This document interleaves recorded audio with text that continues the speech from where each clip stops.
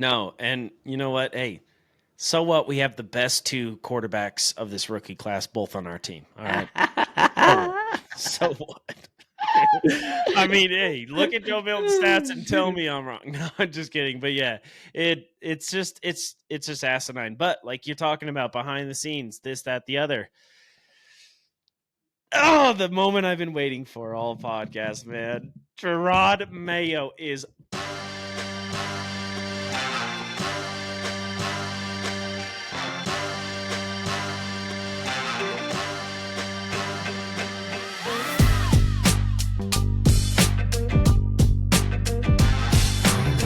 And welcome back to another episode of your favorite couch potatoes. Of course, I am your host, Jay Cubs, and I'm joined by your co-host, Feisty. And I'm excited. I'm excited to get into this week, buddy. But you know what we got to do? We got to make sure we cover it for the people. So I'll hold off on it. Okay, we'll get into Sunday Night Football last week. We made our picks. I believe we both picked the Commanders last week. Is that right? We did. Dude, we talked about our last week. We named the episode Dog Shit Week because it was a terrible slate.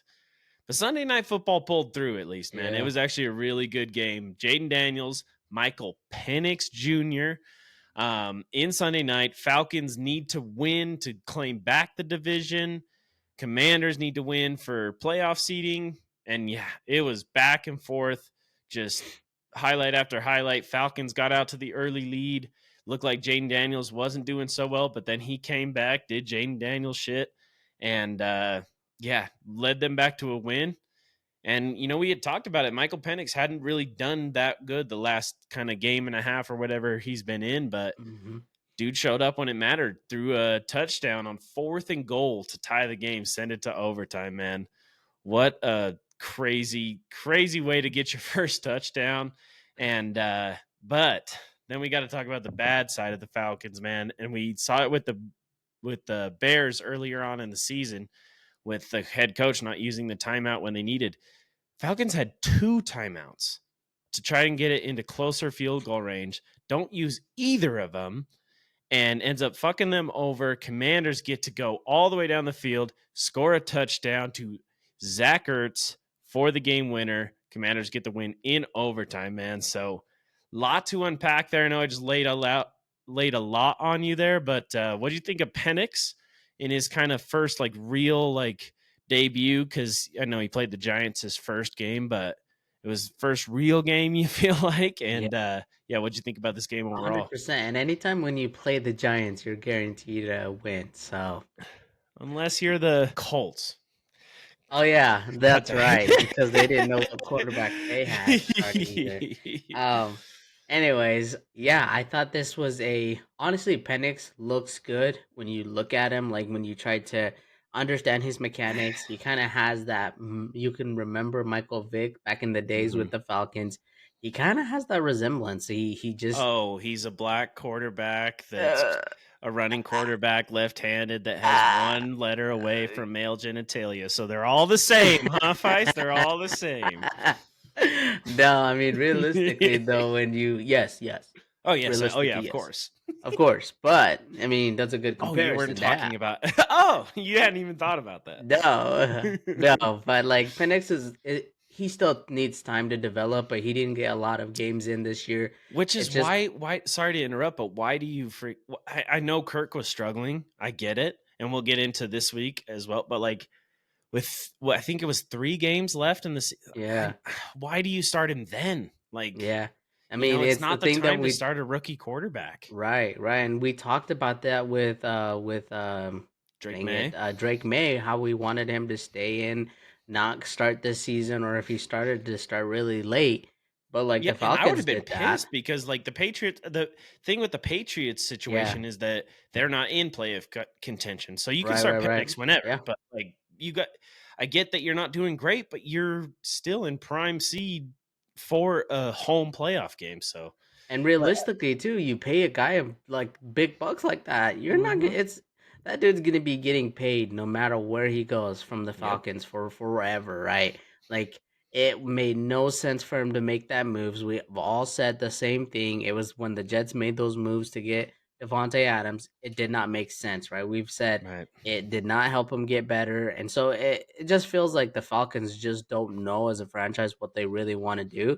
But overall, this game, they looked good for once. And then for Penix to come through like that in the clutch moment and throw a touchdown, it just and to send it overtime when they messed up so many times in that game just shows that they're willing to put this young quarterback and trust him and kind of let him grow. But I just feel like it's a little too late to kind of have Mhm. done that. They kind of should have started that like week 12 or week 10 if you've seen that he's not doing too Or well just ride it out, or write it out. or just, you know what, this is what it is. Yeah. Kirk Cousins isn't gonna do whatever, but like we'll go into it next season. What can we do And I'm not about it? Yeah. saying like Penix played well, and like I said, we'll get into their game this week, but like it's just a weird situation. And we talked about it preseason after they drafted him. Like we thought Yeah. they were idiots for drafting him. Well, now they're not idiots for drafting him; they're idiots for signing Kirk Cousins. But either way, Either you're way. an idiot. You know what I mean? Like there's no Yeah. way you're in the right in this situation. So, and Yeah.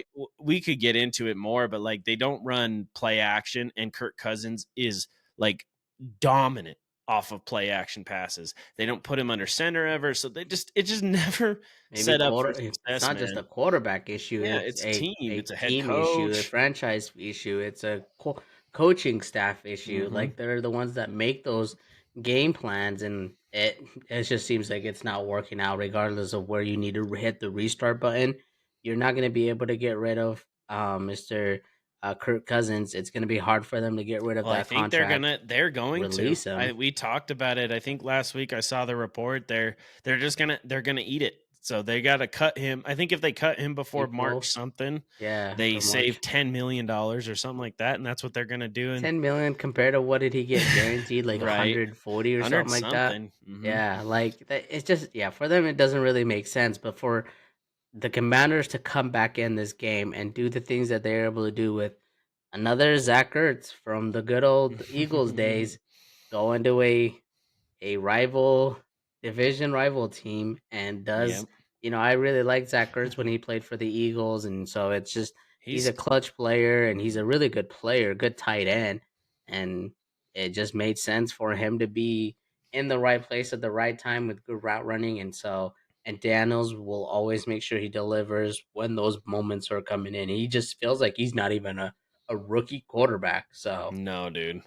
We've been high on him, especially me in this podcast. yeah, You know how I feel about him. So, yeah, yeah. I know much love to Bo Nix and this hell of a quarterback class, really, if you want to talk about it. And Caleb Williams might be one of the worst of them, if not the worst. But And was hell of a he quarter. what pick was he?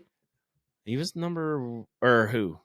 Caleb Caleb? Williams. Oh, Number let me try to count. un, One. That's right. Number uno. one. Oh, Yes. and Franchise he's altering. You know what I mean? We would have picked him over Joe Burrow and Trevor Lawrence. Yeah, sure. I wanna hear what GM said that. You know what I yeah, mean? But yeah, no, really great game.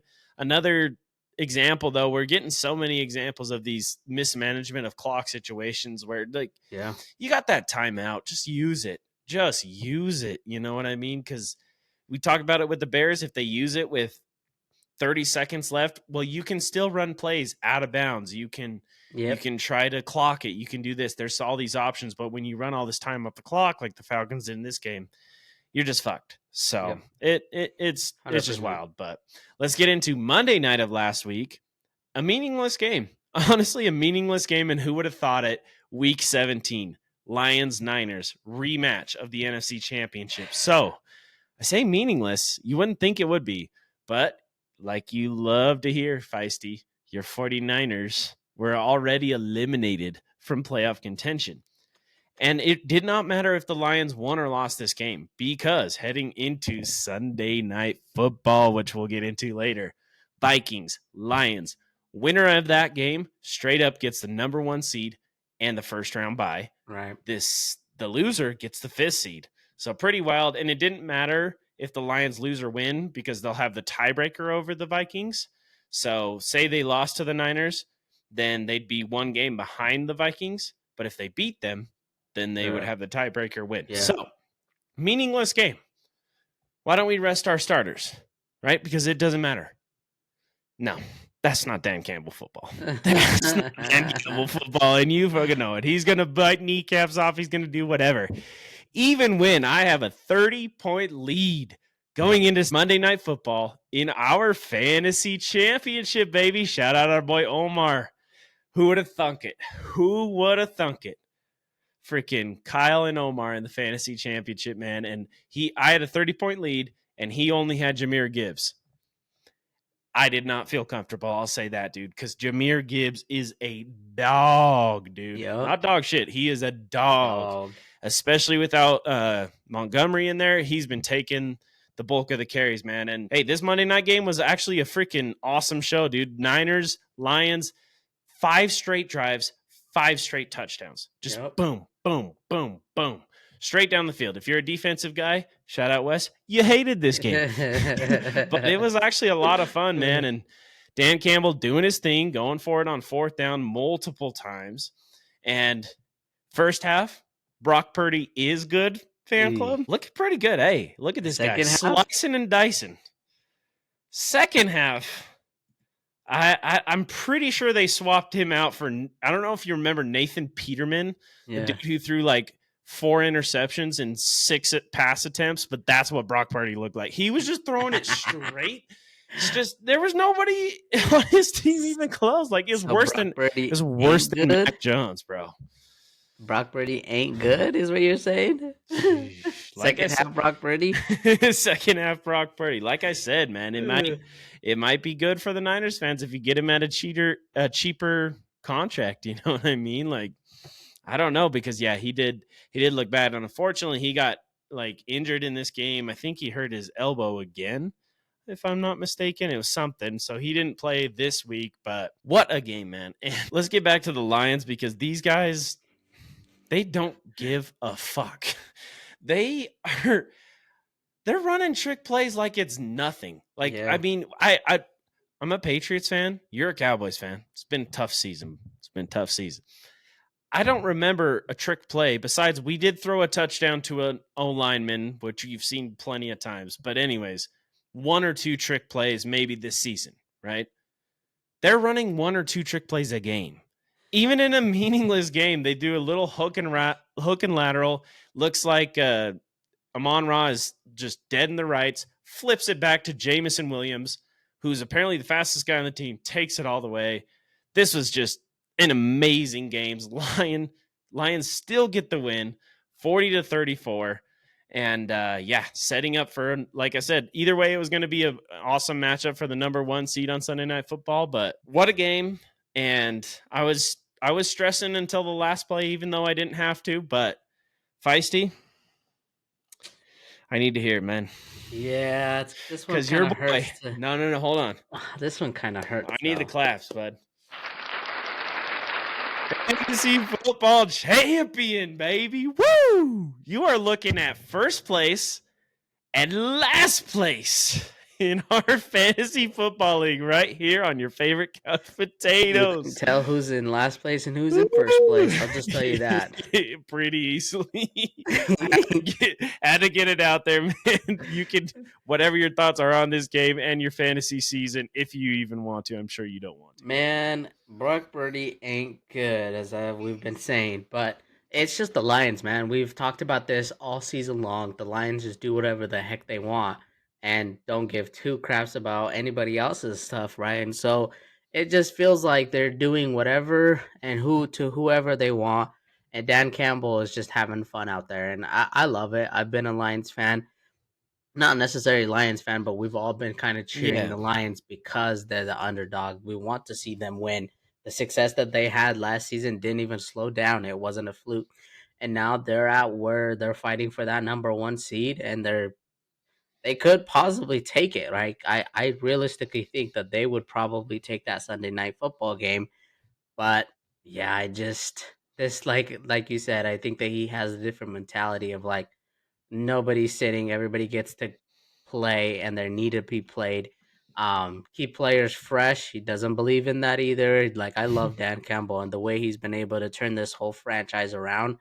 Dude, that man deserves a statue over there because of what he's been able to do. So, hell yeah. But unlike my fantasy football team, those guys all deserve to be wearing dresses with me this year. But it is what it is, man. This is I think this was probably one of our toughest season where things were a lot closer. Yeah. I'm not making excuses, but I didn't realistically pay attention to a lot of the games or stuff that was happening. And I don't know if you saw, I showed Wesley, but my team, the only two players left from my fantasy draft board was Mixon, and I think it was either CJ Stroud or Tua. Yeah. That shows how much my team went through this year with injuries left and right, players being out for the whole almost half of the season. But it is what it is, man. Winners can't win all the time. Sometimes you have to be a loser. But in your case, Jacobs is a winner. Yes, sir, man. Thank you, thank you. You know how much it means to win a fantasy championship. You've been there, So and yeah, it was a crazy season. Barely snuck in, last seed in the playoffs, able to make it happen. So imagine that. I feel like that always happens yeah, and almost the most one years. seed. Shout out our boy Sean. Like I told. Wait, hold on, hold on, hold on. I forgot about that. Shout out to Sean, bro. Imagine having the best team. I gotta do it. I gotta do it. Imagine having the best team, the best players, the best owner, Mr. Sean himself coming through just to Oh choked in the first round of the playoffs, choked in the second round with the third place on the line. Hey man, I hope that $25 was worth it. But he did win a division. He Actually, did. he He won the whole league pretty much he with won the his record. conference number one seed, but that, like you said, in our league, it's always the guy that barely makes it into the playoffs for whatever reason. Like Yep. I think I remember when I was like 14-2 or something like that in a Yep. fantasy season, lost. No, but there was the season before where me and you played in the championship, and I Mhm. had all the people just go like something happened, but I remember you were like I was 11 and something, like he was like 11-3 Yeah. or maybe 12-2, and you ended up beating me in the championship. So it's like anything can realistic, and I think you didn't even really have a really good season that year. I think it was like 2 seasons ago or 3 seasons ago. So like It's it crazy. realistically can happen. Anything can happen, and that's what Anything fantasy can football happen. is. That's what our league is. Premier One League or whatever you have it called. I think it's a soccer I reference. I think don't it's a like it though. Premier One, Yeah. Premier One league. All right. Well, let's get into it. Our favorite hour, the dog Oh. shit hour. And let's start it out with your New England Patriots, who had a crazy ass game. Let me just say that. So going into this game, all we have to do to get the number one pick is lose to the Buffalo Bills. It should be You would easy. think should be easy, right? But the Buffalo Bills already have the number 2 seed in the AFC locked up. So they start Josh Allen to preserve his consecutive start streak. He hands the ball off for 2-3 yard gain, immediately comes off the field. And so do all of their starters, except for a couple like Von Miller. Shout out him. He got one more sack, is all he needed for $1.5 million for incentives, man. Nice. You love to see players get that. And he got that on like the third play of the game. So he gets to get out of there. A lot of that in week 18. You see these guys going for the incentives. But Yep. let's talk about it because all you got to do. All you got to do is lose this game. We already have the quarterback, okay? I'm not going to sit here because Drake May actually, he only played one series and then they rested him. All you got to do is lose this game and get number one pick. We already have the quarterback, so you know what that means. Franchise altering trade you can make. You can get multiple first round picks. All this stuff. You can get a good player. Like we talked about Garrett Wilson, you know what I mean? Like we can get whatever we need. All we need to do is lose this game. We put in Joe Milton. Do you even know who Joe Milton is? I guarantee you nobody knows unless you're a Tennessee or a Patriots fan because the Patriots drafted him in the 6th round this year. Might have been the second coming of Tom Brady. Like, I mean, this dude went just dialing down the field, hitting everything. Started 11 for 11, is the second best starting most passes without an incompletion in a career. Just goes straight down the field, scores a rushing touchdown, does a backflip on all of New England. So that's cool. Then he throws a 50-yard touchdown the next drive. So Joe Milton is public enemy number one. You son of a bitch. You son of a bitch, dude. We just need to lose this one fucking game to get the number one pick. That's all we did. Doesn't matter about what anything else happened. We lose, we get the number one pick. We fuck it up, man. It was a close game, whatever. Antonio Gibson, he fumbled. The Bills scored off of that. They were trying to get James Cook his incentives for getting, I think, 2 more rushing touchdowns. Whatever. We get 2 more field goals after that, and your New England Patriots get their 4th win of the season. And 4 is an important number because they drop to number 4 with that win, man. And before I get into the last news of this, I mean, because there's a lot of things like Gerard Mayo came out and said, like, we're not playing for the number 1 pick. We're playing to win. I understand that. I know what you're trying to do. I get that these are professionals. They're trying to go out there for a win. This is a franchise altering pick. Like 1 versus 4 is an insane difference. We've talked about how I want an O lineman, Travis Hunter, this, that, the other. We don't need a quarterback. This was so. Why would you try for a win here? Like, what's the point? I don't know. What are your thoughts on all that and on this game? Yeah, I mean, I think you were even more stressed and emotional about this when I texted you about it. So to me, I give him props for wanting to win and to show that they're just not there for the tanking, and they were saying that all season long. Where you have, like you said, the most important thing to do is just lose against the One Bills that have meaningless been. game. Like, it doesn't matter. It's not. There's nothing that Yeah, helps. I mean, you sat Drake May after 1 series. You're not even trying to develop him. Like, you're not trying yeah. to do anything. Well, and it just comes down to like what is actually really happening behind the scenes, right? Like we always talked about Bill Belichick's and Robert Kraft just always getting into it, and they're always having issues. So now it just comes down to like, do they know where they want to go? Because like you said, you could have traded that player to go get a Garrett Wilson and still have in the top 10 draft and get your old line afterwards too, and then you had a chance to go get even T. Higgins. So you're like doing some crazy things in the offseason to get your team ready and developed in just 2 years. And they just I didn't understand it either. I think that they good for Mr. Milton, who, like you said, nobody realistically even knows about, but he delivered in not the way you would want. And it's sad to say that, but at the same time, you're like, nothing good comes out of you guys winning. No, and you know what? Hey, so what? We have the best 2 quarterbacks of this rookie class both on our team. All right. So what? I mean, hey, look at Joe Milton's stats and tell me I'm wrong. No, I'm just kidding. But yeah, it's just asinine. But like you're talking about behind the scenes, this, that, the other. Oh, the moment I've been waiting for all podcast, man. Gerard Mayo is fucking fired. You're fired. Gerard Mayo out after 1 season with the New England Patriots. Dude, I've been talking about it every single fucking week on this podcast. I mean, since what? I feel like even since like week 2 or 3, even when, we won the Bengals game. I get that. I know I made some jokes about it, but I know it really didn't mean anything. And then just week after week after week, he never showed any sort of like hope that you were going to be a good coach for the future. And that's with a Patriots fan, and all Patriots fans, I think, at least all realistic, knew that we were not going to be a good team this year. We get it. Okay.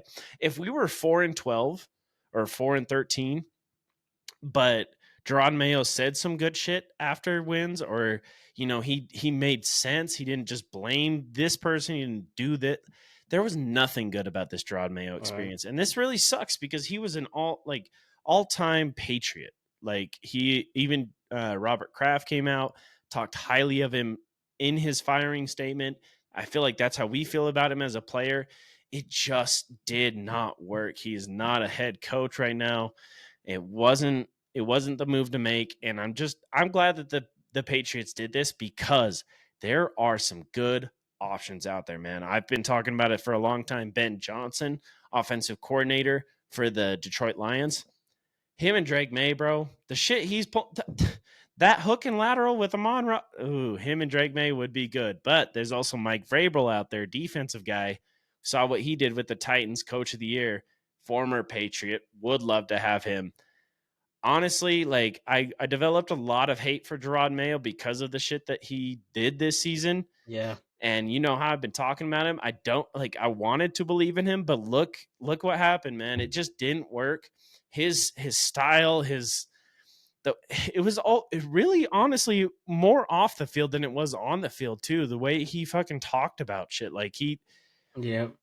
he was just making all these excuses, blaming this, blaming that, calling the team soft, doing it never made sense, and I feel like that's why he didn't work out as a head coach. I'm really actually proud of the Kraft for admitting that they were wrong because billionaires don't do that very often. You were wrong. They admitted it. Let's move on. There are so many better candidates out there. Let's fucking go. So talk about highs and lows today, man. Pats lost the number 1 pick. All respect, but Gerard Mayo's gone, and that's going to be better for our franchise. Well, and the other thing too is like even Robert Sala's still out there too, and he's a really good coach. No matter what the Jets owners and Mr. Ashwagandha say, like it doesn't realistically matter. I think that he could be there. They were also talking about the Texas head coach since he's what he's been able to do over there at that school, and he might be also in for some jobs. So I mean, you have a lot of good candidates to realistically choose for, and we've said it from the start. Gerard Mayo just did not look like he was ready to be a head coach. It's a first year. I love that they gave him an opportunity. Good, and for somebody who's given so much for the franchise, I love when schools do that. I love when franchises do that. But sometimes it just does not work out, and good for them to kind of say it didn't work out now instead of hoping that he comes back like Sticking with it McCarthy for too long. Yeah, yeah, exactly. or Jason Garrett or anybody the Cowboys ever had as a coach. See, that's what having a competent owner does for a franchise. Yeah, Yeah. yeah. Realistically, yes. The Cowboys need help. And that guy is not a day older than our former president. So there's a reason Ooh. why he's getting canned. Rest in peace, Jimmy Anyways. Carter. Let's move along. Let's move along, man. All right, let's get into week 18 officially. Besides the Patriots game, we just had to get that out of the way. You could tell I was itching to get it out. But let's get into the Saturday games, man. AFC North showdowns. Yes, sir. Well, I mean, we got the Browns and Ravens first. One of Oh, the biggest, if not the biggest spreads of the season. They were my lock. 20-point favorites over the Browns. And honestly, it didn't start out as that bad of a game. Bailey Zappi ended up being the starter, former Patriot, and I get it. I don't know. I think still, if you put Jameis Winston out there, he gives you the best chance to win, but he's going to turn the ball over. So I get it, and their season was already over. But man, what a storyline game, I'll say. Let's talk about yeah. Myles Garrett first because I want to make sure we give him his flowers. Dude's a dog. Defensive player of the year for a reason. Obviously, no doubt, no question. Best Best defensive. defensive player in the AFC North in the NFL. Exactly. Dude's a dog. That's not a question that let, he me, is let a me put dog. on let me put on my Wesley hat, bro. No, he's not. All right, he's just like Look at the when you lead stats. the league. Look at the stats. Yeah, when you lead the league in tackles, sacks, interceptions, fumbles, it don't matter. Okay, Miles Garrett is ass. That's exactly what he said. And think about this. You know how he always gives me shit for looking at the stats? but that's his argument of TJ Watt, right? Yeah. Well, let's look at the stats again. Okay. Myles Garrett becomes the only player, the Only. one and only, to record 14 plus sacks in 4 straight seasons, dude. Dude's a fucking dog. He does it whether he has a good partner on the other end or not. He is an animal. Was He that a is on a shot? dog shit team. What'd you say? I said, was that a shot? Doesn't matter if he has a partner on the other side. Yeah. Wait. Shots.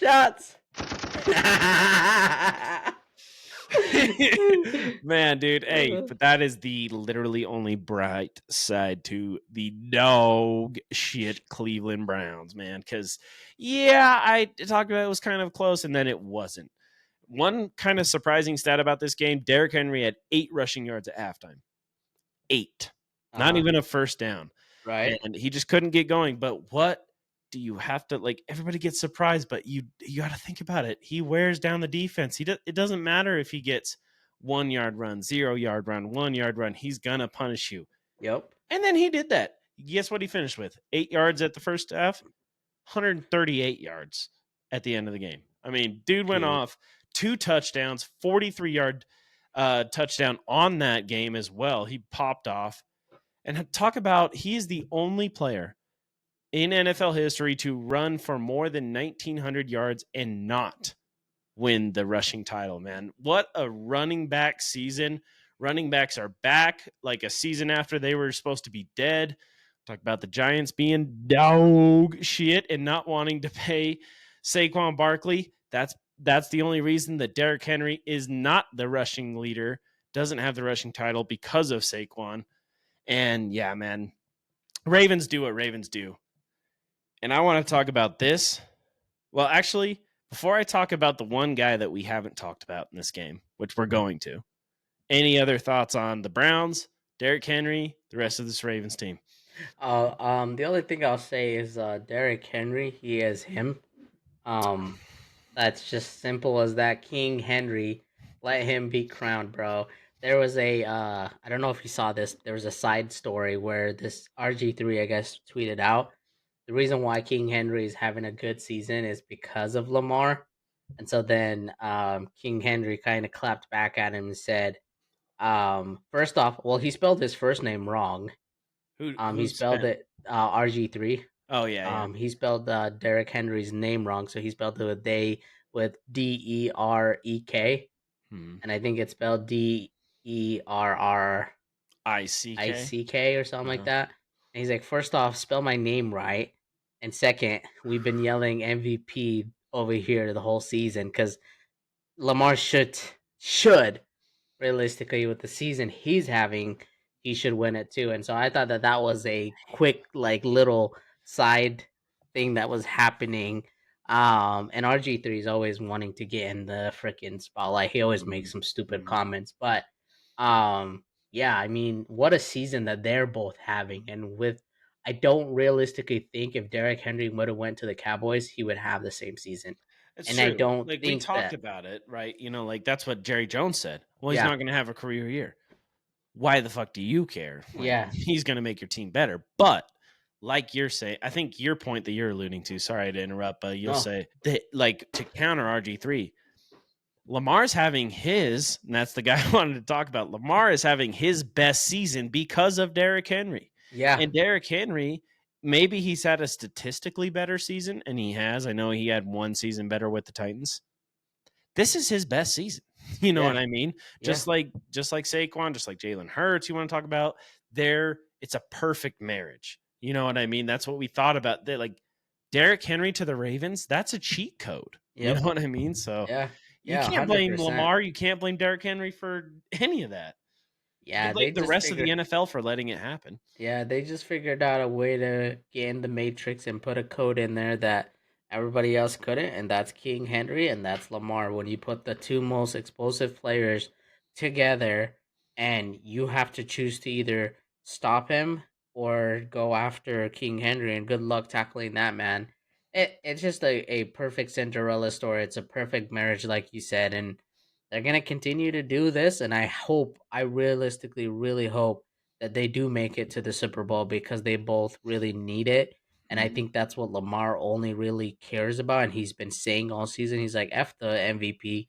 Like, it's nice, but now I'm on to bigger things. I want bigger things. And I think King Henry is kind of coming towards his end of his season Imagine, or dude. his career. And so it's like they need this. And they need to make that strong Imagine. push. They do. They Good really luck. do. And that's when it counts. We're talking about we get enveloped in this regular season. We get enveloped in these awesome performances that we see. But you're right. Playoffs is when it matters. Like a guy like I'll talk about Julian Edelman. He would Yeah. be nothing without the playoffs. Like the only reason he's ever even considered in Hall of Fame considerations is because of his playoff numbers. Like regular season, you can do whatever you want, but once Booty these juice, playoffs yeah. start, that's when it matters. And that's what you're talking about with Lamar. And this dude, I posted it on my story. MVP, man. MVP. I am a Lamar fan. I think he deserves it. I know that we've been talking about it looked like a lock for Josh Allen. You look at the stats, you look at the eye test. Lamar is doing so much. You're talking about an already two-time MVP, like you said, having his best season. And I think we talked about it on this podcast at the beginning of the season. And I think what our boy Wes, not to call him out, because I get it. That's how Lamar came into the league. But I think that I finally came around to be like, I believe in Lamar as a passer. And you were the first one to really believe in him. And of at least of Yep. us three, I'll say. And you can't deny it now. You Yeah. can't fucking deny it. I think he's going to finish with the second best passer rating season of all time, Dang. only to Aaron Rodgers in like 2011 or something. Like this dude has gotten so good at throwing the football. And yes, a lot of it sure becomes because of the threat of what he can do with his legs. But like we talked about before the Giants game, you Yeah. know how pissed he was because he wasn't hitting those running lanes because he wasn't doing this. Dude's an anomaly. And yes, Josh Allen, maybe I have a little bit of, bias against the super hot, the super amazing, the in love, newly engaged Josh Allen. But I think Lamar is the MVP. He's the most valuable player. Now, they're both in the same boat. Like, what are both of those teams without the quarterback? Yeah. What are the Bills without Josh Allen? They're nothing. Maybe you can argue the Ravens with Derrick Henry and any other quarterback are better. Maybe I guess I get that point, but I think Lamar has done enough and he's got the better stats. He's performed better. I give him the MVP this season. That's where I would vote. I mean, you know me, I've been a Lamar since he was at Louisville. I've been a fan of him. Like when he entered in the league, I was really shocked of how late he dropped in the draft. And then I even texted you, I wish I could bring that back, but I'm like, Steelers or the Patriots could use a guy like this. And I remember saying that to both you and Wesley, and he ends up dropping all the way down to the Ravens, and they end up doing some amazing things. Can He's you already imagine? won Because that was MVPs. when Brady was still with us, right? Yeah. Yeah, Can and you it was towards his imagine? end though. It Yeah, was yeah, towards yeah. It his was like end his of last year or two. yeah. Yeah. Yeah. So I'm like, you Man. learn from a guy And you like see how that. much Lamar already respects Tom Brady, and Tom Brady respects him like so much. Can you imagine they were Yep. ooh. Yeah. Anyway, we got Drake May. It's okay. Sorry, I'm getting Yeah. ahead of myself. And but the thing is that he really does deserve the MVP if you look at it. I mean, I I get think that so. Josh Allen's doing amazing things. Hey, props to him because Diggs was nothing. He didn't need Diggs. Now it shows, Mister. Steal your woman every Some time. say ooh. Maybe that's why Josh Allen said, "I don't need him," because he was worried about whatever her name is. Hey, some say that Diggs is still staring at the AFC whatever playoff game. I don't even remember if that was the AFC Championship, but when he was staring at the Chiefs, some say he's still standing there because he hasn't done shit since. So I don't even think he's gonna play the playoffs either. So no, yeah, he's out. Yeah, yeah. it's So goodbye, Diggs, and Josh good. Allen's showing it that he Hey, doesn't need you. and And yeah, exactly. All respect to Josh Allen, man. He has definitely been a baller and deserves to be an MVP in this league. He is that good of a quarterback, but I just feel like Lamar has done enough better. to get it back. So, All right, let's go along to our next matchup in the AFC North, the Bengals versus Steelers. Now, Bengals need to win this game, and they need a lot of help to make the playoffs. They need the Dolphins to lose, and they need the Broncos to lose going into it. But they play the first game, so they get to, kind of decide that at least. So Bengals versus Steelers. And honestly, dude, before this game, I know we talked about it in our college football segment. Like, I was kind of feeling not quite Texas versus Arizona State, but I was like very confident that the Bengals would win this game. Yeah. The Bengals have so much going on offense. The Steelers on the other end have been just dog shit as of late, especially on the offensive side. And I just didn't feel like that the Steelers would have enough. And then you hear Joe Burrow come out and saying he's going to do all he can to make sure that Jamar Chase becomes, I think, the 6th wide receiver to get the triple crown, which is the most receptions, most receiving yards, and most receiving touchdowns in a single season. Yeah, I'd be fucking scared of that. And it looked very bad from the start, man. First 3 drives of the game were perfect for the Bengals. I mean, you're talking about straight down the field, Yep. get a touchdown, 3 and out by the Steelers. It looked like straight down the field, the Steelers were able to manage a field goal out of the Bengals. They go up 10-0. And then the Bengals kind of stalled out after that. They didn't get much going on offense. And then, you know what? The Steelers come back. We have, and you know what? The fact of the matter is, though, like, it took so much of that game. And you watch the Steelers and you watch Russell Wilson. And I know Wesley would probably echo this because it was like the Kenny Pickett, it was the Matt Canada era. That offense looks so inept. Yep. Like they don't pass the ball over the middle of the field. They can't run the ball. They're throwing these short, quick outs, and that's all they can do. If that's not there, everything's gone to shit. And that's Right. what Russell Wilson looked like, dude. In that first half, dude looked like, I can't remember. I think he had he was like, he had 6 yards, 50, like 56 yards passing or something like that. Yeah. Yeah, I mean, I was watching this game too, and the most frustrating part is I feel like the Steelers had all the hype in the world at the beginning of the season, and we were like, they are a playoff team. They look good. They are all of a Well, I even sudden think they're more towards the middle of the season is where yes, they yeah. came Well, alive, well, right? Justin Fields started out really well, and we were Mhm. like, command him for doing what he's doing. Yep. Then Russell Wilson took over, and he was also on fire.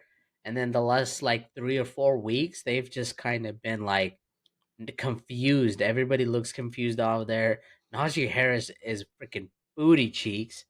And he is what? Dog Oh, shit. They like even and went to I think they're trying to extend Najee's starting streak, but they were even saying we're gonna roll with our shout out Utah boy Jalen Warren throughout most of the snaps. But the problem is, even love Jalen Warren, but Najee Harris is a physical Derrick Henry, kind of player. Physically Derrick Henry type of player. But Jalen Warren has been so much more explosive, has been Way hitting the right more. holes. You can talk. Wes has been a fan. He's been trying to be a fan of Najee, but I think there might be a reason why they didn't pick up his 5th-year option. Well, and you look at they try to, and so I think that the big part too in that game, he actually ended up leaving with an ankle injury or something like that, and so then Cordell Patterson kind of got a touch or two.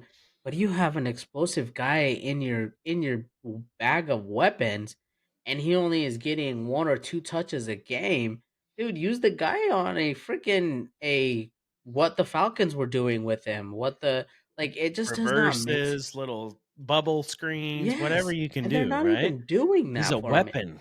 and all they're only doing is their only weapon is George Pickens, and that's it. Yeah, And and then when he comes back, that's what we had said every week on this podcast, right? Every week. Well, they yeah, just don't have that explosive down the field shot. When George Pickens come back, that offense will start to get going. Well, right. he was back for the past couple of weeks. And Oh man. Oh man. Let's just get into his stats. Oh boy. 6 targets, 1 reception, 0 yards, and 3 drops. 3 drops, dude. And hey, I'm a George Pickens fan. Like, I'm not Yeah, trying to even be a hater. 100%. Like, I love George Pickens. Me That's too. been like the one thing, I'm not a Steelers lover. I hate the Steelers as a Patriots fan. You know me. But George Pickens, I've been a fan of, and not even just his meme shit, but just like he's been a dog. And I think Wes has said it specifically on here 50-50 best receiver in the league, right? Like Yep. 50-50 balls, best receiver. And I wouldn't argue that with him. And in this game, it wasn't even 50-50 balls. He was dropping wide open passes. Yeah. And Yeah. he was not in it. Arguing at his own fans. I mean, Yeah. that Well, head case, man, like you made a joke about it, but like it's starting to feel real, man. This the is Steelers this wide is receiver. tough, man. Yeah, and I just feel like at the end of the day, I think that Mike Tomlin is a great head coach. He's one of the greats of all time, I but don't he know. seems to be losing the locker room, in my opinion. It seems like Mm. that they need to get something back together to make a deep run in this playoffs, or it's going to be first round and you're gone because you For how many realistically, straight years? You know what I mean? I It's know a what that feels like. Welcome to my world. You don't want to be hey, there because you'll you be there either win Cancun early. you either win Super Bowls or you get a one, you fuck up getting the number 1 pick, okay? At least we don't make the playoffs every year and barely lose. We either win or we lose Yeah, very badly in there's both that. ways. You don't just go in But there. no, I can't imagine how frustrating it would be. And that's the thing with Mike Tomlin, man. I was on this podcast. You can clip my ass. Talk about clipping my ass. I called him the coach of the year. But man, dude, he does the same shit every fucking year. He really does. I mean, that it's the same pattern. I can't imagine how frustrating that would be if that was my Yeah, team. Like, what's been fun about this season about me? I know, like, shout out our boy Hunter. He's a Saints fan. He was, watching early on when they scored 45 points, and I'm so excited about this. Because of Drake May, I'll give you that. Because of Drake May, I've been excited to see certain things. But because there's no expectation yeah, of my team, I could just go out. And you know what? If Drake May wins this game, it's fun. If we yeah, lose, that's what we're supposed to do, right? But Mike Tomlin, every single year, we talk about even like I think it was Big Ben's last year. They started out 11-0, and then they finished like 12-5 or something like yeah. that. Like they, it's just the same shit every year. And when are you ever going to show that you can get us something more? You know what I mean? And I can't imagine. And it sucks to say, but because Mike Tomlin is a good coach, you think, but his time with the Steelers maybe should be done.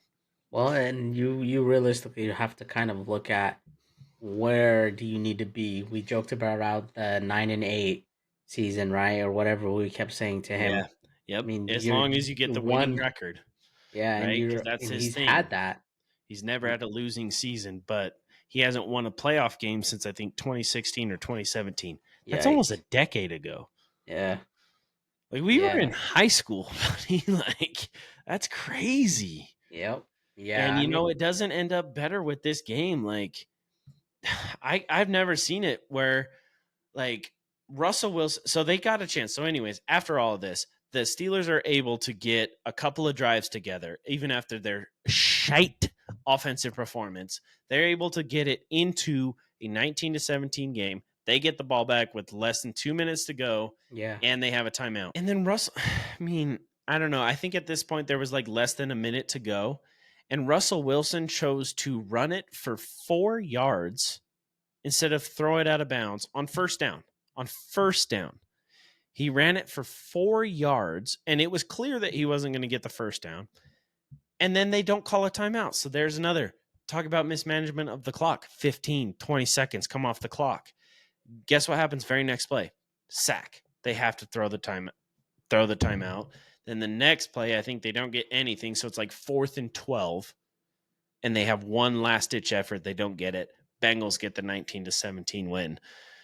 So you want to talk about dog shit? Mike Tomlin, Russell Wilson, the yeah, Steelers. I mean, they yeah, look so promising, but you know what? I was talking about it. Like, I think if you like we'll get into their matchup in the playoffs because they have locked a playoff spot, but I think it's over. It's a first round Yeah, exit, like you well, said. they're stalled, and there was one series where it was like 3rd and 1, and they decided to throw the ball instead of running it with Jalen Warren, who Hmm. would have easily, or Najee. I think Najee was still in at that time too. Easily, two physical players who are willing to fight for those extra yards Yes. and don't even run it and decide to throw it. And I think that was actually the one where that was Mr. Pickens's third drop was right because somebody was right behind him and was about to hit him. But like, hey, it's just the coaching, the offense, it just doesn't make sense right now. And realistically, they've stalled, and you hope that they figure something out because if they go in this way in the same attitude in the playoffs, it's not looking good It's for not. them. Nothing's going to change. You Yep. need. You know what, Pittsburgh? You need to change something. Fire your head coach and Mike Tomlin. He can come be a defensive coordinator, I guess, for the New England Patriots. I guess that would Ugh. be all right. And we'll take him, and we'll take Ben Johnson as our offensive coordinator, and Mike Vrabel as our head coach. Boom, we're back. Anyways, man, yeah, terrible, terrible game for the Steelers, and I think it's going to be the exact same thing because, and we'll get into their matchup later. That if they were able to win that game, I would imagine that they definitely could win their first playoff game. But now I'm not giving them a chance. And hey, clip me again, but I really don't think I'm going to be clipped. So Yeah. let's finish out the rest of this slate before we get into the playoffs because we're ready for it, baby. So let's go through this quick. Jets, Dolphins. This game ends up not mattering because of a game we'll get into a little bit later, but the Dolphins still had a chance for the playoff spot. But guess who? Guess who thrumped it for them? Your favorite quarterback of all time, Feisty. Aaron Rodgers, Mr. Ayahuasca Lasca, who got his 500th career touchdown pass. Shout out to him, Hall of Famer, first ballot for sure. They end up beating the Dolphins with Tyler Huntley. Tua doesn't make this game 32-20. So even if they win, or even if the Broncos lost this game, they still wouldn't have made the playoffs. Jets end up getting the win and possibly, I think definitely Aaron Rodgers' last game as a Jet, possibly his last game ever. Good.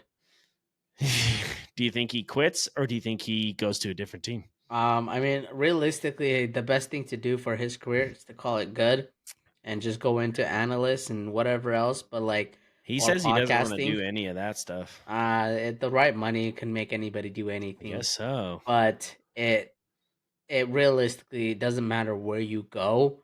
It's Aaron Rodgers is the problem. You can't tell me that Jets team would have not been any better with if they would have drafted a And quarterback and ran with show them. and he says he'll do that. He says he'll mentor or whatever. We'll have to see whatever, the Jets franchise ends up being. But we know because Mr. Woody Johnson's son who goes mad dummy, yo. Dummy dog. That's Is gonna be gonna what be their franchise is gonna be known for. exactly. And he said he would mentor another. We'll have to see what their head coach is. Mike Vrabel interviewed for him. Rex Ryan, former head coach for Let's the Jets, go. also says he's planning to speak, which doesn't make sense. Rex, bro, you're killing it on TV. Just do your thing. But I just you don't need to go back into Well, head and his coaching. Time there wasn't even the It greatest wasn't either. he beat the Patriots, I think, in a playoff game. It But was even before our time, then, but like, come that's on. like the Mark You got a Sanchez era you and got like the a butt yeah, fumble and you got a premier spot on ESPN. So talk about premier spots on everything. Let's get into it. The Dallas Cowboys. Boy, let's just all right. They lose. yep. Dallas Cowboys lose. And they were supposed to win, but they didn't. And in a game that ended up meaning a lot for the Packers and Packers fans, because if the Commanders lose this game, Yeah. Packers would have got a better seed because I think it was the 6-7 seed, right? So Commanders win, they get the 6th seed. If they lose and the Packers win, they get the 7th seed. So looks good. Looks good. Cowboys going to win. But then they don't. Guess But who then they they put don't. in? 23-19. Who'd they put in? The chosen one. Oh, The one and only who continues to deliver when all quarterbacks need somebody to be relieved. Mr. Marcus yeah, shout out your Mariota. O up there, baby. Dude, this guy is a freaking stud. He continues to help teams. I mean, I've always said I think the Titans screwed him when they picked Ryan Yeah. Tannehill, which is he still in the league?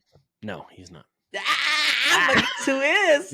Mr. Marcus Mariota, dude. If they would have been able Hey, to why just do you think Jaden Daniels is so good? It's because he's got because the he's veteran learning background. from Marcus Mariota. Exactly. Same type of player. I just Heisman winners. I mean, come on. It's right there. It's written right in front of them. Yeah, realistically, dude, that he came in, was able to put in together some drives, and they end up, like you said, coming back. And the saddest and biggest news of this whole thing actually happened before. Can't wait to hear your thoughts on this, man. I wanted to talk to you about this. And well, I mean, you hear that the Cowboys are cutting Mister Feed Me, Mister Zeke Elliott. And I'm sad and happy at the same time about this because so the reason why they cut him is they said that it is so he has a chance to actually sign for a playoff team. So realistically, so he has a chance to win a Super Bowl because the Cowboys will never win a Super Bowl until Jerry Jones is. Nope, I'm not a part of that. Not No, a part of but that. like That's your thing. realistically, That's until your Jerry thing. Jones, That's your thing. That's not my thing. you supported it. Let's It's give a it a purely clap. feisty thing. Okay? Yeah. Not associated with your favorite couch thing. Like realistically though, like I love that they're looking out for him, right? They're saying, "Here's what's best for you. Here's what's He's not best going for to your sign with career." anybody, though, right? Huh? He's not going to sign with anybody. Anybody will take Zeke Well, because a he's that playoff team? short yards. Like you need a touchdown, you need a first down. He doesn't care. He's very physical player, and you kind of need those so you don't have to have your starters hurt. And I I think that watch him sign with the Eagles. Bro, I just You don't realized need that. it, but you don't need him. But they You don't need him. don't. I'm trying to look at the playoff teams. Let's talk Vikings Lions, which we'll get into here in a little bit. David Montgomery supposed to come back. Jameer Gibbs, you don't need him there. Vikings got Aaron Jones. I think they even have what's his face from Cam Akers. Like I think, and I know it. I know the name. I know it, but Zeke has had a very unproductive year or Yeah. unproductive year, whatever you I want to mean, we call it. already knew that that was gonna happen. It was just the whole You're looking at Cowboys. him, yeah, you're looking at him being the RB2, and I don't know that he would be the RB2 on I any of these just think playoff that it's teams. just realistically any team that just needs that short Maybe. yardage. It's just like how we talked about a couple weeks ago with Odell, right? Mhm. Is he anywhere near being a receiver like that you would sign? No, but you saw what he did for the Rams in that playoffs run. So like any team will be willing to pick up a player like that or even Zeke because they're willing to put their bodies on the line because they wanted championship so bad. Like I think Zeke is at his end of his career. Yeah. I bet this is his last career, if Mhm. not one more where One he more just is the season. dog. Like does just trying to get in with a Super Bowl team, but like the Chiefs could use him even because they have Pacheco and they also have Kareem Hunt. That's But exactly like, my point. All those but it's playoff like teams, they got two of third, them already. but the third guy realistically doesn't matter, so he can put his body on the Yeah. line for something like that. I mean, you even the Ravens, you have King Henry, but then you don't need him to be as physical, so you kind of, Mhm. I don't know. I think, Anywhere hey, you hey, look hey, hey, at, hey, hey, hey, Feisty, it's been a good run. All right. I I just know what you're don't trying want to my do. boy to go yet. I'm I not know. ready. Hey, say goodbye. I'm not Say goodbye. ready. Time to say goodbye. I'm I not love it. Hey, ready. let Zeke eat, man. Feed Zeke. It was a good era. It was a good era. I'm But not ready. oh Anyway, man. Speaking of running backs, though, let's move along. Let's move along. Hey, ah, rest. Hey, moment of silence for Zeke Elliott. What a great run. What a great run. Let's move along to an even better and much more dominant and much more dynamic running back, and that don't would be say it. Saquon Barkley. Ah, you said it. Yeah, I will say it, dude. Because dudes like Derrick Henry, like we talked about, this dude, and he's not as old as Derrick Henry, I don't think, but he's definitely proving to have a longer career. Doesn't look like he's slowing down at all. Saquon Barkley, we've been watching it day in, day out, week in, week out. And I've been saying my MVP because of what he's done for that Philadelphia Eagles team. Yeah. Now we get it. It's a quarterback driven award. We get that. And unfortunately, it would have been the perfect scenario. I wish. Unfortunately, there was just things were too set in stone before week 18. So all these players got to rest. Saquon was one of them. Before getting a chance, I think all he needed Imagine. was 101 yards to break the Imagine. record. And they sit him. I will say this, and I'm a selfish person, and I will say that. I play him. I go ham. I go for it. I Yep. get that record. Yep. And I say, if we get 102 yards, we'll sit your ass. Yep. Go for it, man. And I get it. You To got to do keep him against the safe. You Giants, never know. too. You never know what's going to happen. But the Giants, yeah, exactly. The Giants suck. Go for it, man. Go for it. Come on. Give Yeah. him the record. He deserves it. I mean, realistically, we all wanted to see it. We just didn't get it. So, and the Nope. Eagles suck. So I don't care. But they get the win over the Giants. That doesn't matter at all. None. It helps Even when the they don't Giants. have their good players in, they're winning. I hate the Eagles.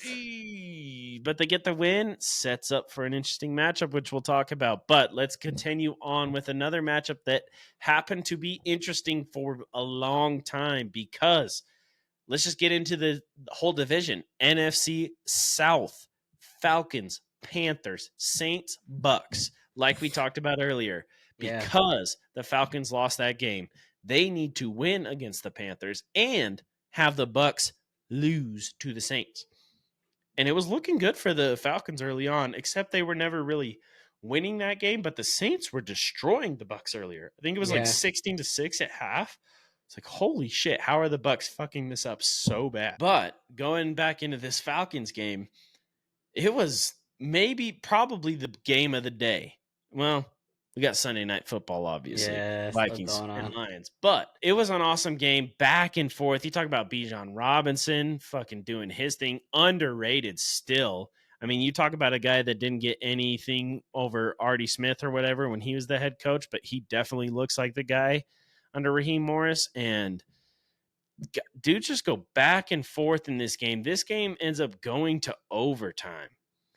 And no matter what would have happened in that Bucks and Saints game, shout out our boy Hunter, even if the Saints could have upset it, Falcons still find a way to lose this game. Panthers, man, get the 44-38 win. I think they have some future going on. I think Bryce Young actually looks like a guy that benching was actually good for him. And you got to talk about it. Like you talk about guys like Anthony Richardson, who you might think have not handled, those kind of situations, right? I think Bryce Young handled it like a man, handled it like a professional. Dude's going to be successful going on. And if the Panthers can, build something, which I think they're already building something, right? They're going to be a team for the future. And Bryce Young might be a guy. And Falcons eliminated and officially end their season on the dog shit list. What do you think about this game? I mean, there's not really a lot to say except give Bryce Young his flowers because, like you said, he came out and said, you know what? I deserve to be benched. I'm not playing well. And ever since then, he has not looked back on it. He's been playing really well. Now you get him some weapons with the offseason that's all happening. And then you draft some O-line for him. And he might be a difference maker. A team. Sorry, you're talking about a team that you got Xavier Legette, who looks like a guy. Yep. Looks like he could be a guy. Chuba Hubbard, they just paid a bunch of money. Yep. Bryce Young be the guy. You get, again, O-line. Start with the O-line. Yeah. If they get that team in O-line, they have something. They have something there. And the biggest thing, too, is like you look at the season that CJ Stroud had. Mm-hmm. You realistically could compare him and Bryce Young and say that they might have had the same season, but at the same time, Bryce Young, Yeah, flipped. 100%. Yeah, because CJ Stroud started out really well and ended up finishing Isn't that poorly. wild? Because last season, the Panthers are the dumbest people in the world Yep. for drafting Bryce Young when CJ Stroud goes number 2. And I'm not saying that anybody's saying that CJ Stroud, like if he was or they're the dumbest, but like you believe in Bryce Young, you still believe in CJ Stroud, but you believe in Yeah, both of them. right. Yeah, and the thing is now it's looking like it flipped the other way, and CJ Stroud in that slump, and he needs to figure out how to wake up in this playoffs. But Bryce Young, wait for him to go and just kind of own up to his mistakes, and just say, hey, you know what? I sucked. I got benched. I'm gonna get better. He might do it, And man. he had one bad week. I feel like since he got benched. Ever since then, he has not looked back, and he's continued to prove himself, and like I said, you get him a Looked few like a more weapons, totally different quarterback too. 100%. Yeah. So, and the same thing with the Bucks, man. The Bucks and Saints. I mean, you look at this game and you think about what's on the line for the Bucks, and they showed out. And the Saints, man, The I way they remember. came out, I was a little surprised. Well, and I remember I texted Hunter too. I'm like, I got receipts, man. I text people early in the season, and I'm like, this is gonna happen. I'm a fortune teller, bro. Except when Yeah. it came to the Saints, Uh, eh, I said, Saints is scary this year? Question mark. Saints gonna be good? Question mark. hey, They dropped you 40 points on each team, and then what happened after that? they have not Do you dropped a have single. do you have a cricket sound on your thing? I don't. They That's what we need right now.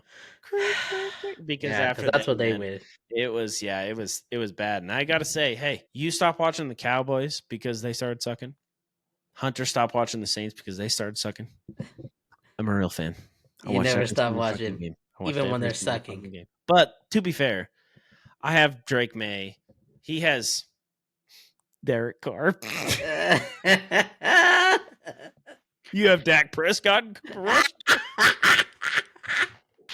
I got Drake May, so I understand it. But man, hey, I believed in the Bucks, and I will say this: preseason, I thought that the Falcons were going to be a dominant team. I believed in Yep, Kirk they're Cousins. high. I liked the Matthew Judon trade.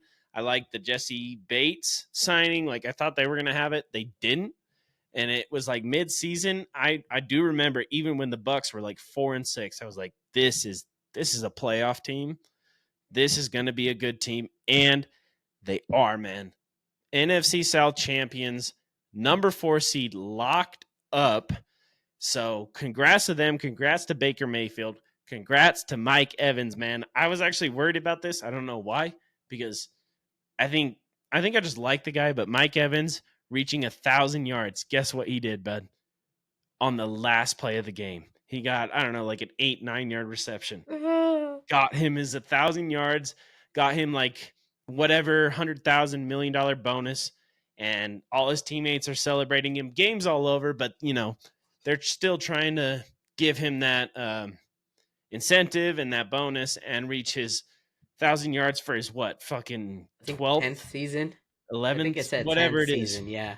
Yeah, man. And dude's a dog. And I will say it and I'll say it again. He deserves to be talked about in top 5 conversations, but he never does.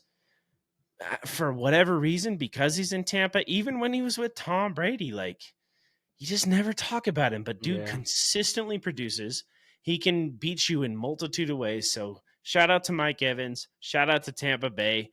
I'd say that's the only team I might root for over the Lions. We'll get into them later, but just because I have a little tie, because Yeah. I love Tom Brady and but also we all love Baker Mayfield and what those Bucks are doing. So Right. awesome to see it there, man. And let's get into the last playoff matchup scenarios. So AFC North, we already talked about it, or AFC was the Bengals, the Broncos, and the Dolphins were the last 3 teams that had a chance for that 7th seed. All the Broncos have to do is win the game, Yep. and then they're in. If the Broncos lose and the Dolphins win, they're in.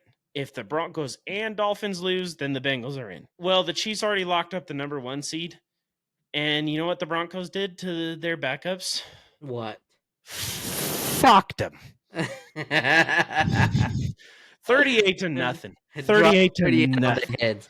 And so it wasn't even a question, man. Broncos get it, and they deserve it. I love what the Broncos have. I love what Bo Nix has, and I'm glad that they made it in. I think the Bengals would have been exciting, not the Dolphins, because, Mike McDaniel is dog shit. Here we go again.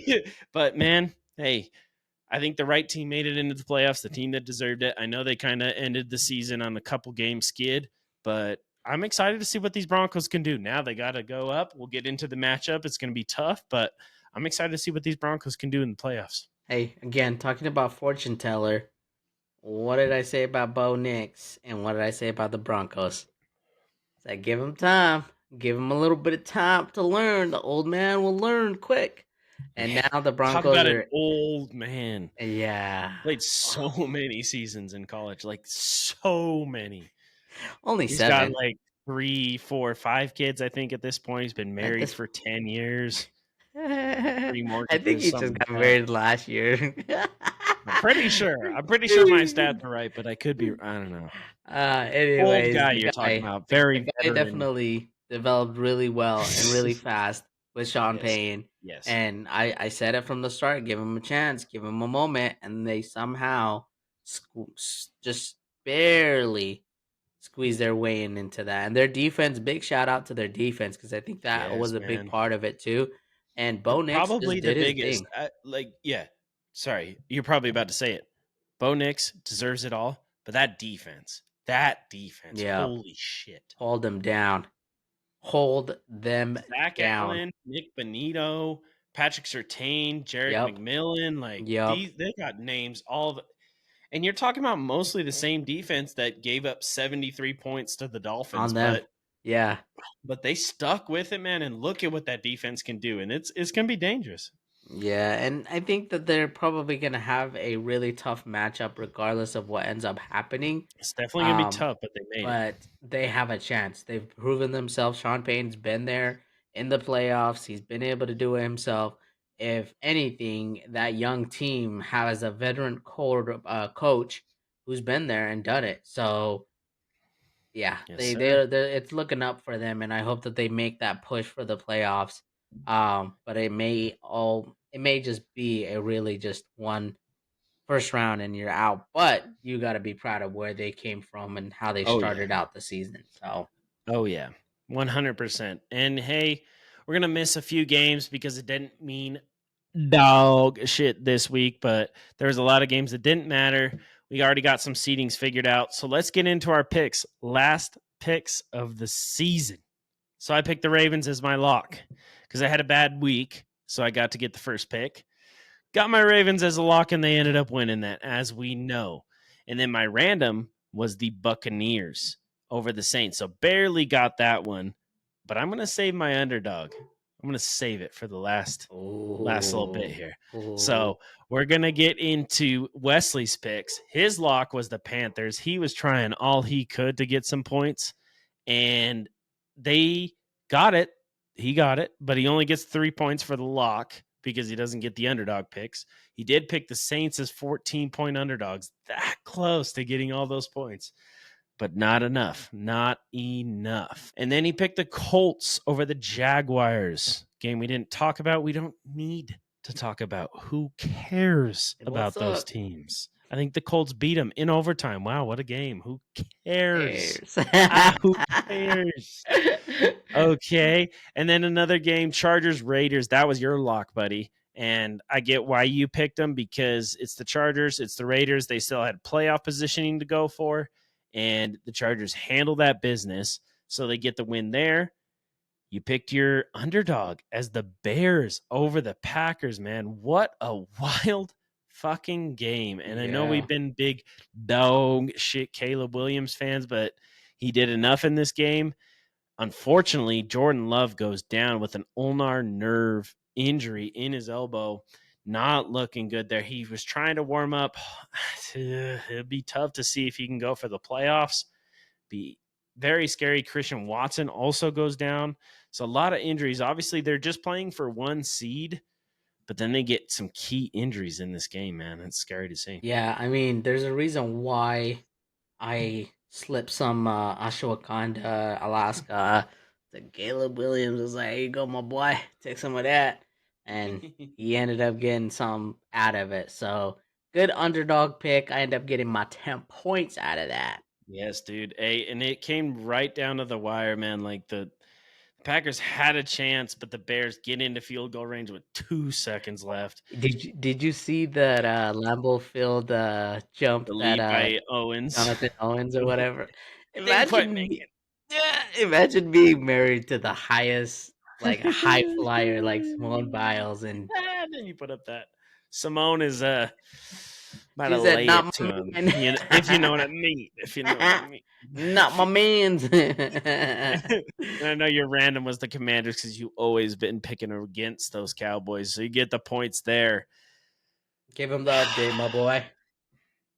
Ugh. Hey What a man, what a what an season! what a season! What an effort by you, bud. You made a run. You made a run. But Just let's like my give the fantasy final team. pick'em standings. 12.5 points for Wesley there. He made his way into the hundreds. He definitely, kind of made a run there. And then, good job, Wes. You didn't finish in the negatives. We're proud of you. We're proud of you. And then Feisty, after being kind of down for a few weeks, you started to claw, scrap, fight your way all the way up to 140.5 points on the season.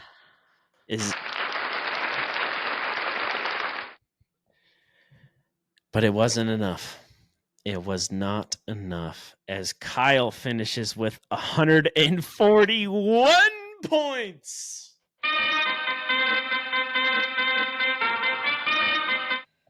Let's go, fantasy champion and the pick'em champion. But guess what, buddy? Guess what?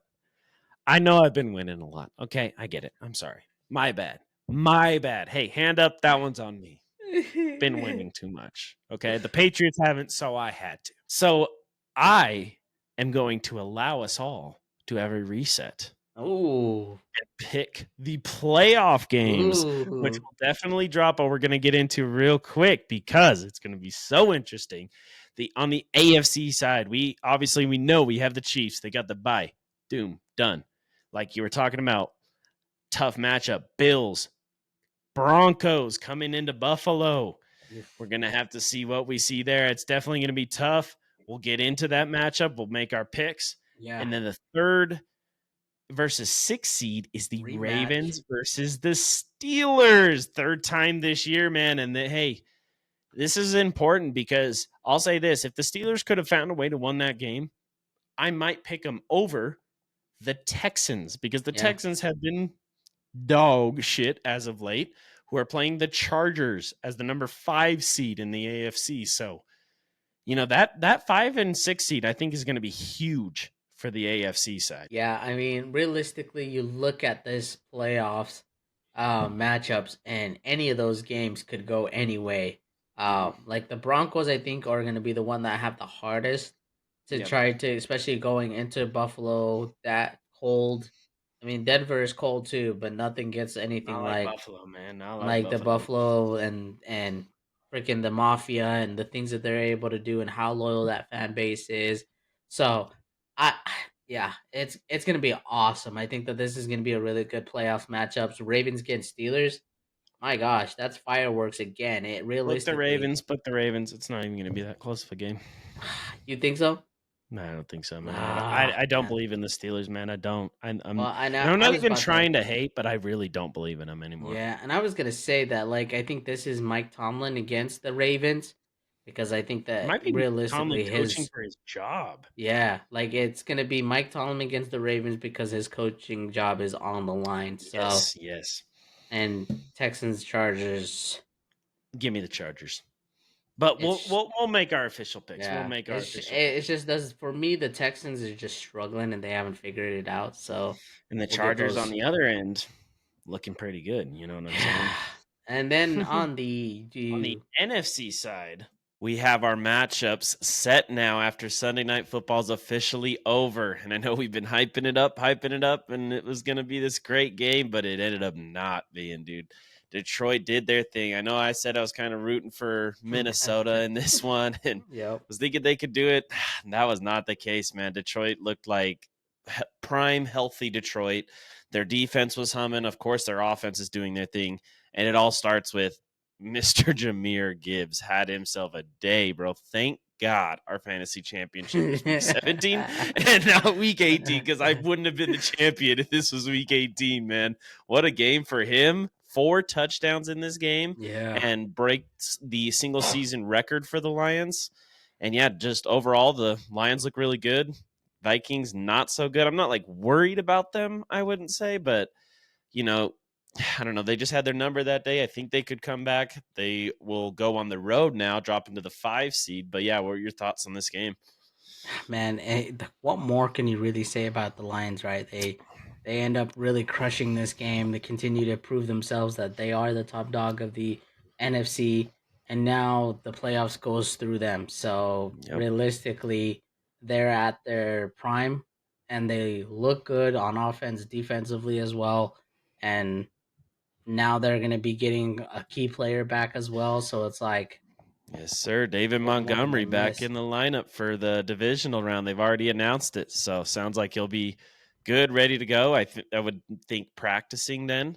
Yeah. So that's also awesome to see for them. And Yep. Jahmyr Gibbs definitely did not slow down in his absence, but we all know that two-headed monster keeping him fresh through the playoffs is how they're gonna kill it. So 100%. 100%. They're gonna keep doing their thing, and now the having those extra weeks off is different from like in the NFL than it is for college, right? I feel like that hit Oregon really hard, but NFL it's nice to have that couple weeks off mhm. to kind of regroup and rethink about all the strategies you need to go through these playoffs and have healthy and fresh players in once that first round of matchup comes your way.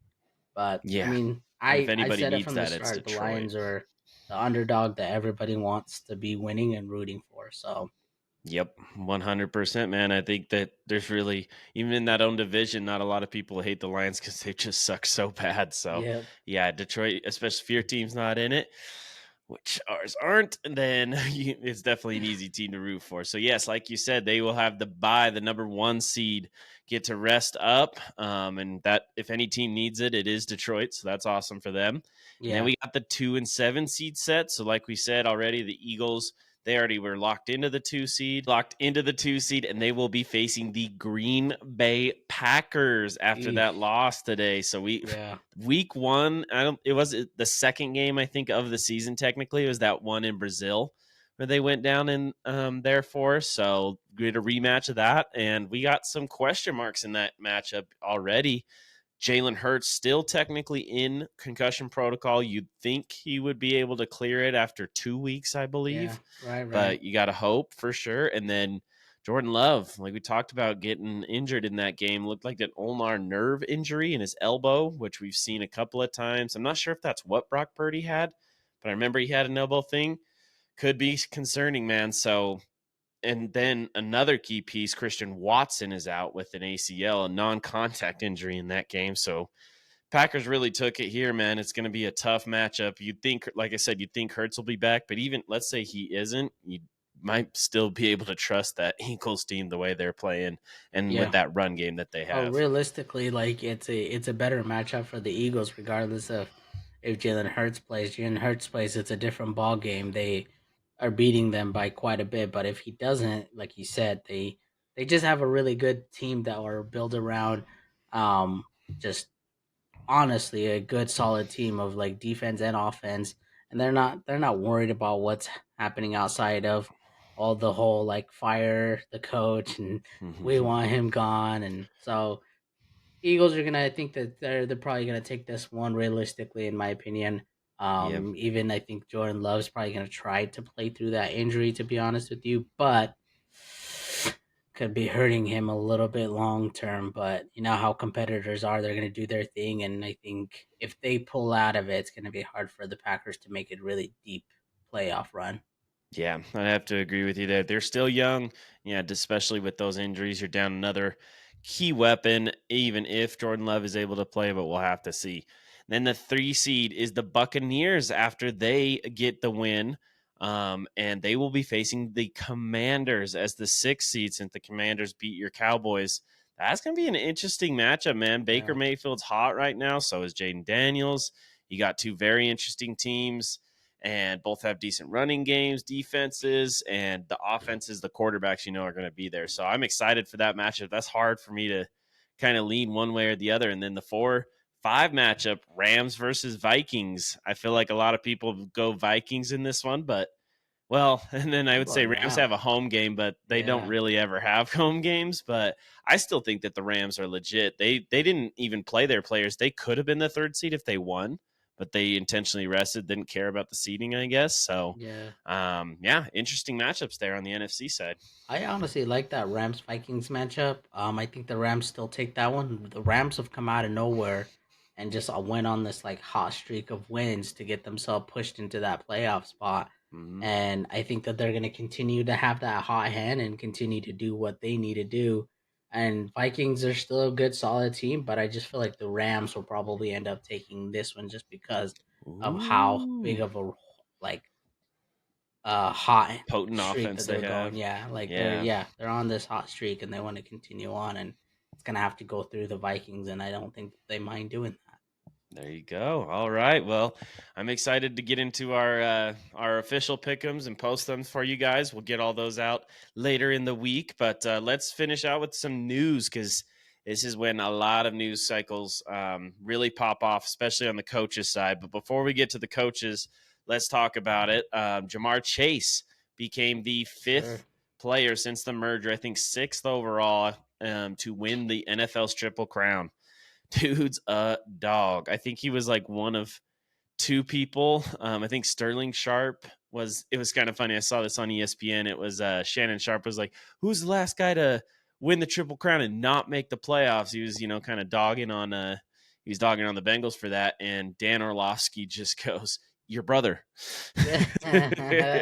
Sterling Sharp in like 92 or something like that. So, what an incredible season that I wouldn't say goes to waste, but yeah, you think that they would be a playoff team with that amount of production Yeah. from Jamar Chase and Joe Burrow. So, but hey, you won a Triple Crown. That's rare company to be involved in. So, congrats to What? him. And he just became the most expensive player this offseason, right? Like he just made his good for him. Like that's why I Right? love players not sitting and just proving themselves after having contract negotiations fall. Yep. Like the good for him to go out and literally win everything that a receiver could win. And Hmm. now he's gonna have to either the Bengals are gonna have to either pay him a really hefty price Yeah. or somebody else will, and they're fine with that. And I know who he would be perfect for.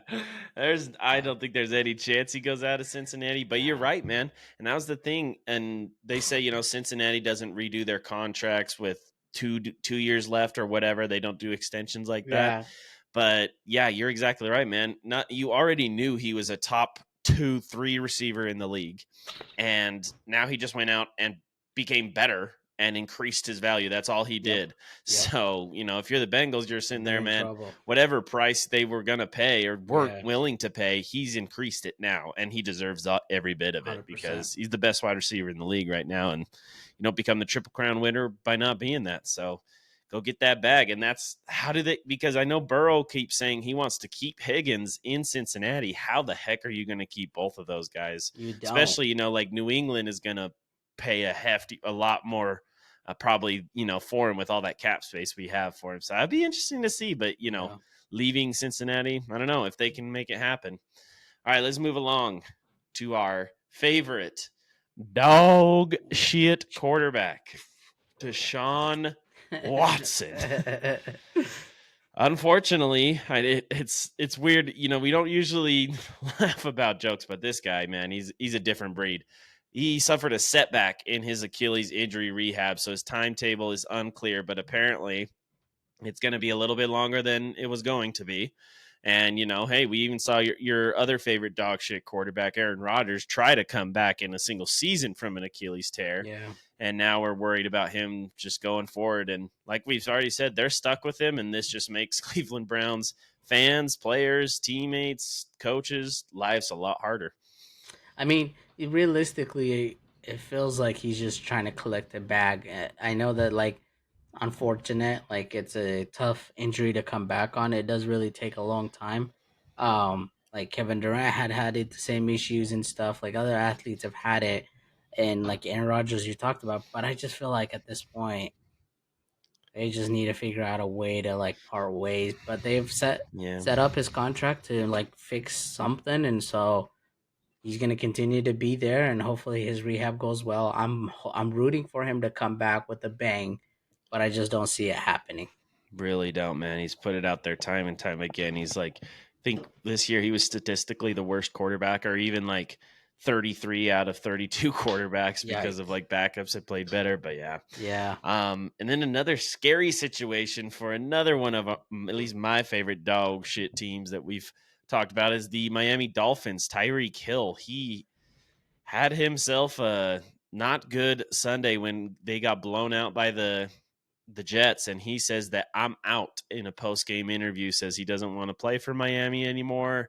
Changed his profile picture to Antonio Brown, but cropped his face when Antonio Brown ran off and without a shirt and said deuces or Uh-oh. whatever. But apparently they had a meeting today. I saw an interview with um, head coach Mike McDaniel and their GM saying that it was a productive meeting. He didn't request a trade.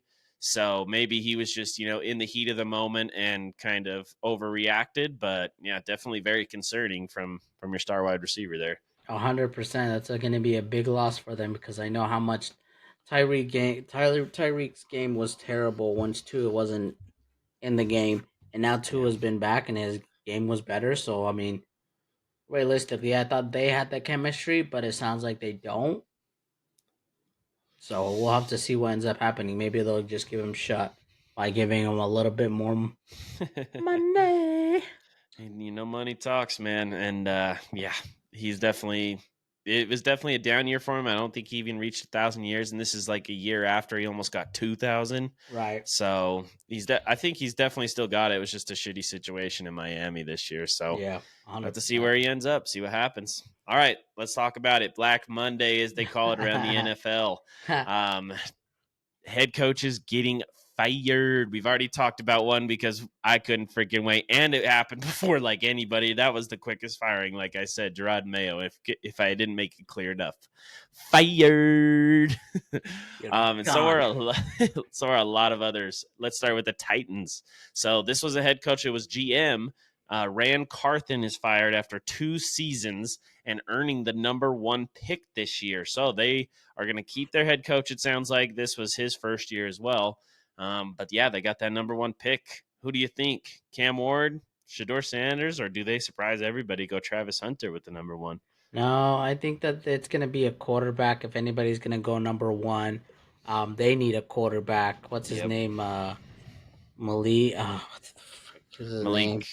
or Will Levis. Yeah, Will Levis is booty cheeks. I You've never not thought been a he fan was of good him. at all. So I think that they're gonna go with the quarterback, and I think either Shador Sanders is gonna be the name that's probably gonna be, depending on how they do at the combine, right?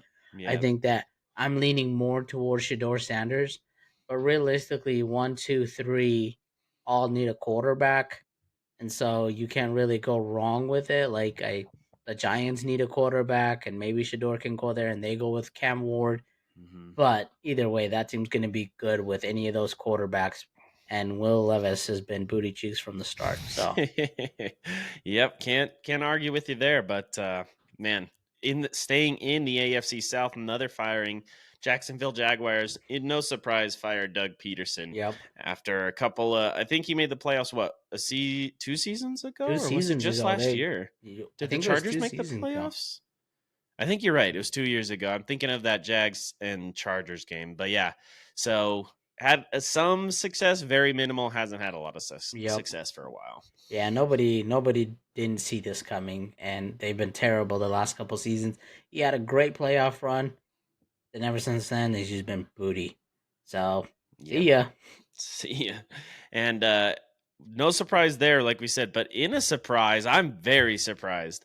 Giants are going to keep both the head coach, Brian Dable, and general manager, Joe Shane. I mean, I thought as soon as we've seen Saquon do what he's done all season, get Yeah. 2,000 yards, and you have that Hard Knocks clip we've talked about all year, I thought his ass was grass. But somehow, I think it's John Mara, the president, CEO, whatever. He's sticking with both these guys. What do you think about this? Yeah, that's a huge surprise. I don't think that the head coach would have been fired, but I think that the GM definitely should have. That guy's an idiot. I don't know what his idea or plan was to try to get rid of Mr. Barkley, but like it happened, and look what he was able to do. And I feel like that really, realistically, is the GM's fault. Um, and I'm very, very surprised, as of any other Giant fans, that they kept the GM. The head coach, I understand because he's only been there for I think a couple years now. Hmm. So big Yeah, shocker for the GM part of it, though. 100%, man. And then let's talk about a little bit more because we had some news come out, some press conferences. So Robert Kraft came out with the Gerard Mayo firing and said it was all his fault, that he put him in an untenable situation. And, like he thinks Gerard Mayo will be a great head coach in this league going forward. A lot of people upset about these comments saying, like, how is he going to be? Who's going to hire him with the, track record that he has? Because he only got the one season. But I Yeah, like that Robert Kraft came out and did this. Like I said, I like that they just had the balls to make the firing because right. you thought, like I think you didn't think there was going to be any success. I feel like the writing was on the wall there, and I get that it was quick, but and it was going to be a bad season. But like you said, you just never saw anything from him that showed that there could 100%. be some improvement going into next season. So I am not mad at all at Robert Kraft for saying this or doing it. Yeah, I mean, realistically, it's gonna be tough for him to get a head coach position. He probably needs to start somewhere lower to earn that spot again, Hmm. or even go college football. Like, there's a couple teams that might have their head coach stolen. So realistically, that's gonna be a tough situation um for any team when a head coach is stolen from them. But I just feel like he just didn't have what it takes to, or whatever it takes to be a head coach, and Yeah, you got to I get got. That's I how it agree with works. you, man. I agree with you. We know this. So, and then it's not so. Some other news. It's not expected to impact the front office. GM Elliott Wolf. He is supposed to be safe. Kind of makes sense for me there. And then we're looking at who we're going to interview. We're doing our work, man. We put in all kinds of requests. We got a meeting with Mike Vrabel on Thursday. We've put in requests for Ben Johnson, who we all know is my Mm, number one. Pep Hamilton. He was a ex Titans offensive coordinator. okay. Byron Leftwich, former Bucks offensive coordinator. So definitely doing our due diligence, getting a lot of those requests, interviews, getting ready. So I'm excited to see what the Patriots do here. And then as far as Vrabel is going, it's not just the Pats, although you'd think that that's his favorite spot. But I don't know. A lot of other teams looking at him. Bears, Jets, Saints are looking at him. And I think you're looking at it. If you look around these, we get this every year. We get that 7 to 9 head coaching openings that open up, and we're getting a bunch from here, right? Just thinking of it right now, like the Patriots situation is probably going to be the most like sought after, I Yeah. guess you would say, just Right. because you have that proven rookie young quarterback and all of that cap Cap space, space. that you're Yep. going to be able to 100%. use. So I think that's going to be a hot commodity, and you're going to get a lot of people wanting that job. Yeah, I agree. I think that it's easier when the things are already set in place and you don't have to set things in. Especially with having all that cap and then having a good rookie quarterback, like you said, it's going to definitely help. And I just don't see the Bears, Jets, or Saints doing realistically anything come close to Yeah. what the Patriots probably have in place. Especially where the Jets, they don't even know if they're going to have Aaron Rodgers. The Bears, they need a lot of help, and then the Saints, I just feel like they're also just as confused. So Yeah. And their cap space is always a mess, been a mess for years. So gonna be interesting to see, man. Well, let's move along this Black Monday train. And kind of a surprise for me. I thought that he'd be maybe popular enough, but also he just didn't have that great a track record. I know he had that great interim season last season where he kind of won a few games towards the end. They made a playoff push. Yeah. Antonio Pierce out as the Raiders head Yep. coach. I think this is the right move. I think, he was put in there in a situation, these interim head coaches, a lot of times it's tough, but he did well his first season. But then it was just like, once he had a full season, once people had, some film on his strategy, his game plans and stuff like that, I feel like he looked like he was definitely way in over his head. So I Well, and think, also the thing too to look at is I just feel like he was really put in a position like Gerard Mayo, yeah, where he wasn't put in to succeed. It was just realistically one of those things that it just felt like it was forced because he was a former player, right? yeah. So I mean, the Raiders will always suck. I think that I have said this that it's trying to make its way in for maybe Mr. Sanders. I don't know if he's gonna stay in Colorado or not, but realistically, I could see it happening where he slides in there, and then his sons both come play there. I don't know. We know that what Shador's been tweeting "Thank you God" after every Yep, Raiders loss, and he every was week. tweeting that a lot. So Yep, yeah, that you'll have to see, man. That'll be interesting. What do you remember what pick they I think they're got? seventh. Seventh, yeah, because they Yeah, won a couple of games there at the end, so they yeah. fell I think there back. were So four. they're gonna have to trade up. But yeah, Yeah, and interesting. realistically they could. Yeah. It's not like they. It's not on. It's not impossible because they need to get rid of some players, and then they have some probably good Max assets from Crosby's all the out players that there. they've traded away from Derek Carr and Yep. Devontae Adams and stuff. So realistically, I think I could see it happening. It's a fantasy. Will it happen? I don't know. A couple Right. next the off season is going to be very very interesting. 1000%. And it doesn't stop there, man. We have, the Bears, obviously, they fired their head coach mid-season. So they are looking to interview some people. And one of those is Mike McCarthy, your boy. They put in a request, buddy. Maybe he's Yes. leaving. Nope. Jerry Jones said, no, no, no, can't do it. This is our time. It's their exclusive time to negotiate with him. So they are not allowing the Bears to get an interview with him. I don't know. Does that make you feel like he's definitely staying, that Jerry wants him back? Realistically, I think that he's definitely staying. I Yeah. think that they want him to stay. I don't know why. He has not. The thing the thing about the Cowboys is they love to hold on to head coaches 7, 8 years until they have failed at everything and then finally say we're restarting. McCarthy has not worked from day one. We've been stuck at getting exit from the first round and they continue to just push through and continue to say that they're gonna stick with him. But realistically, this did not make sense to me. Give him the give him the opportunity to go apply for other jobs, see how much he's actually worth.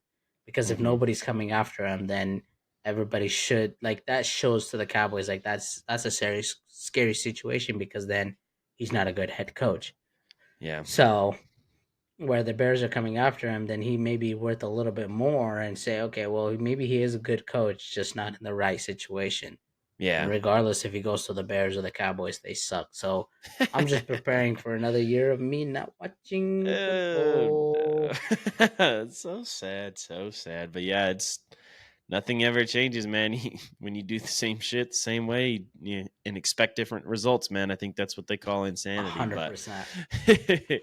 oh man, speaking of insanity, the New York Jets are looking at, and Mr. Rex Ryan is confident that he will land that job again with the New York Jets. I don't know about this one. Like we said, we never really saw success in him. Yeah. And I think that he should stay in TV.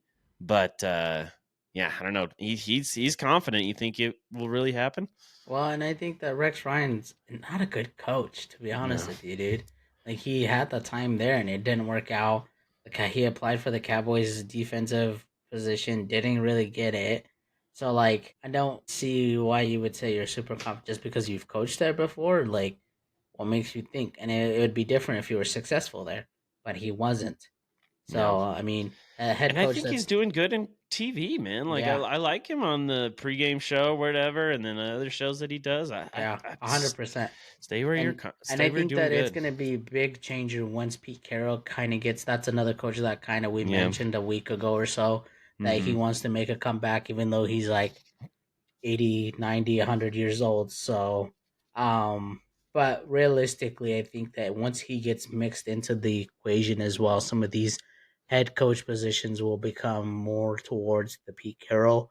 And then if the Steelers end up moving from Mike Tomlin, that's going to be a different game and different world too. So, just Yeah. the crazy stories happening, and we're in it for it. So, We're in it, man. We'll have to see what happens with all of these positions opened up. You know, I'm excited to see what happens with New England, man. So, hey, that is it for the regular season of the NFL football, baby. We did it. Our first ever one on your favorite couch potatoes.